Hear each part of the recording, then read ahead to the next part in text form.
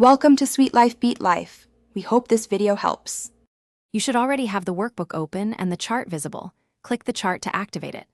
Next, click the specific data series or a single data point you want to change so Excel targets the right element. Right-click that selection and choose Format Data Series. This opens the side panel where you control fills and lines. Once the panel appears, make sure the correct series name is displayed at the top so your edits apply to the intended data. In the Format Data Series panel, go straight to Fill and select Solid Fill or Gradient Fill depending on the look you need. Click the color swatch to open theme colors, standard colors, or more colors for precise hex or RGB values. This is where you control the exact shade. For clustered categories, check Vary Colors by point so each bar or slice gets its own color. Once chosen, Excel immediately previews the change, letting you confirm the visual match with your chart.